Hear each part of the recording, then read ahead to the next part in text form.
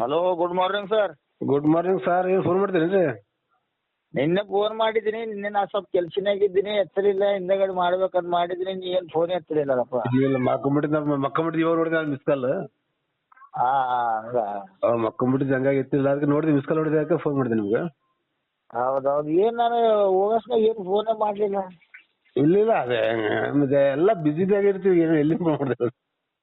ಹೌದೌದೌದು. ಆರಾಮಾಗಿ ಮುಟ್ಟಿದಾರಪ್ಪ. ಆರಾಮ್ ಬಿಟ್ಟು ನೋಡಪ್ಪ, ಎಲ್ಲ ಫುಲ್ ಗರ್ದಿತ್ತಪ್ಪ ಉದ್ಯಾನಕ. ನಮ್ಮ ಉದ್ಯಾನಕ ಇಲ್ಲಿ ಸಹ ಒಂದು 3 ಡಬ್ಬಿ ಹಾಕ್ತಾರೆ, ಮತ್ತೆ ಅದ್ರಾಗ ಹೋಗ್ಬಾರ್ದು ಆರಾಮಾಗಿ. ಇಲ್ಲೆಲ್ಲ ಫುಲ್ ಪ್ಯಾಕ್ ಆಗಿತ್ತು ಪಬ್ಲಿಕ್. ಹೌದಾ? ರಾಯಚೂರು ಸ್ಟೇಷನ್ ಬಂದ್ರೆ ರಾಯಚೂರಿಗೆ ಇಳಿದು ಎಲ್ಲಾರು ರಾಯಚೂರಾಗ ಫುಲ್ ಜನ ತುಂಬಿಟ್ರ ನೋಡು ಸ್ಟೇಷನ್ಗೆ, ರೋಡಿಗೆ. ಅಂತ ಜನಗಳು. ಹೌದೌದೌದು. ಮತ್ತೇನಪ್ಪ ಸರ್, ಮತ್ತೆ ಎಲೆಕ್ಷನ್ ಬಂದ್ ನೋಡಪ್ಪ ಸೌಕರ. ಹೌದೌದು, ಎಲೆಕ್ಷನ್ ಆದಪ್ಪ. ಮತ್ತೆ ನೋಡಮ್ ಏನೇನತ್ತದ ಎಕಡೆ ಕಡೆಗೆ. ಅಲ್ಲಪ್ಪ ನಿಮ್ಗ ಕನ್ಫ್ಯೂಸ್ ಮಾಡ್ತಾರ ಜನರು. ಹೇಳ್ತೀನಿ ಕೇಳೋಣಪ್ಪ. ನಮ್ ದೇಶ ಚಲೋ ಇರ್ಬೇಕಂದ್ರೆ, ಎಲ್ಲಾ ಚಲೋ ಇರ್ಬೇಕಂದ್ರೆ ಬಿಜೆಪಿ ವೋಟ್ ಹಾಕ್ತೀನಪ್ಪ.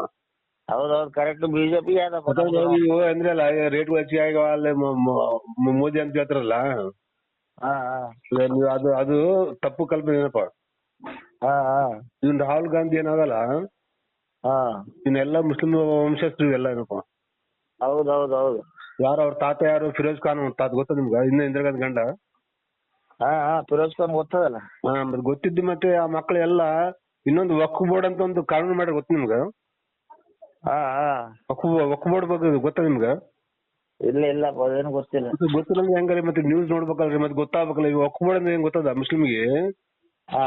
ಈ ನನ್ನ ಮಕ್ಕಳಿಗೆ ದೇಶನ ಡಿವೈಡ್ ಮಾಡಿಕೊಟ್ಟ ಮ್ಯಾಗ, ಪಾಕಿಸ್ತಾನ ನಮ್ಮ ಸ್ವಾತಂತ್ರ್ಯ ಬಂದಾಗ ಡಿವೈಡ್ ಆಗ್ತಲ್ಲ ದೇಶ. ಹೌದೌದು.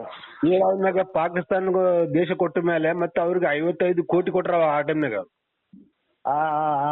55 ಕೋಟಿ ಕೊಟ್ಟ ಮ್ಯಾಗ ಮುಸ್ಲಿಮ್ಗೆಲ್ಲ ದೇಶ ಕೊಟ್ಟ ಮ್ಯಾಗ ಮತ್ತೆ ಇಲ್ಲಿ ಇದ್ದವ್ರಿಗೆ ಇಲ್ಲಿ ಇಟ್ಕೋಬಾರ್ದು ಮುಸ್ಲಿಮ್ಸ್ ಯಾರನ್ನ. ಹೌದಿಲ್ಲ?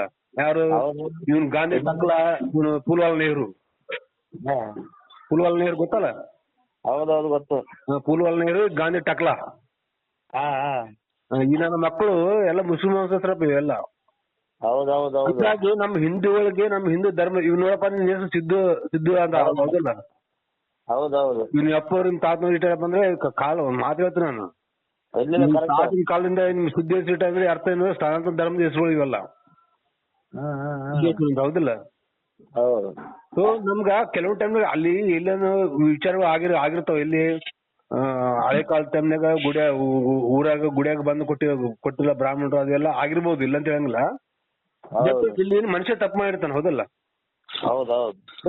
ದೇವ್ರ ಗ್ರಂಥಗಳಲ್ಲಿ ಎಲ್ಲಿ ಬರ್ದಲ್ಲ, ದಲಿತರು ಶೂದ್ರರು ನಮ್ಮ ಗುಡಿಗೆ ಬರಬಾರ ಅಂತ ಎಲ್ಲಿ ಬರ್ದಲ್ಲ.